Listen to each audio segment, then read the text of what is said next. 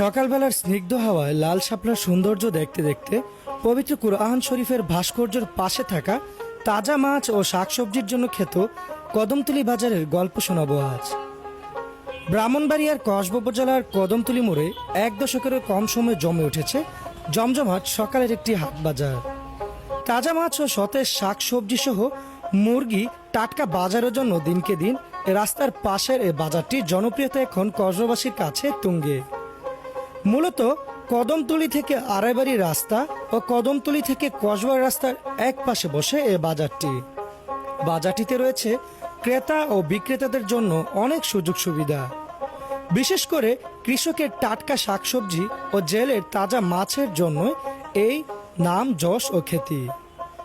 দোকানীদের জন্য রয়েছে নানান সুযোগ। বিশেষ করে এ বাজার হাটে দোকান দিলে দিতে হয় না কোনো খাজনা বা ফি বা চাঁদা, এমনটি নিশ্চিত করেছেন কসবা কদমতলী মোড় ব্যবসায়ী কমিটির প্রতিষ্ঠাতা সভাপতি বিশিষ্ট ব্যবসায়ী মোহাম্মদ রফিকুল ইসলাম।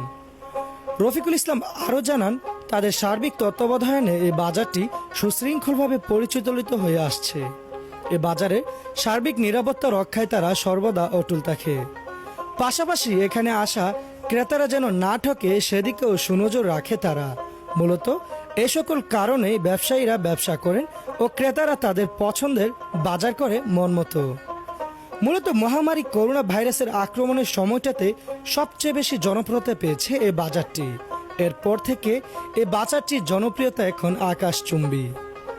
কদমতলী বাজারে মূলত বাজার করতে আসে আশপাশের গ্রাম যেমন আড়াইবাড়ি, বিশারাবাড়ি, শাহপুর, আকসিনা সহ কসবা পৌরসভার নাগরিকরা। কদমতলী মোড় বাজার গেলে আপনি পাবেন কৃষকের চাষের শাকসবজি, ঘরের হাঁস মুরগি সহ নিত্য প্রয়োজনীয় প্রায় সকল কিছুই। আসছে শীতের মৌসুমেও তাজা শাকসবজি সহ শীতকালীন সবজির এক পসরা দেখতে পাবেন এই বাজারে। দর্শক, ভয়েস অফ কসবা কাজ করে যাচ্ছে কসবার ইতিহাস, ঐতিহ্য সহ সমসাময়িক নানান সুবিধা ও সুবিধা নিয়ে। আশা করি বর্তমানের নেই ভবিষ্যতেও আপনারা আমাদের পাশে থাকবেন। আজকে বিদায় নিচ্ছি। কদমতলী বাজারের গল্পটি কেমন হয়েছে অবশ্যই কমেন্টস বক্সে জানাবেন। সকলে ভালো থাকুন, সুস্থ থাকুন। আল্লাহ হাফেজ।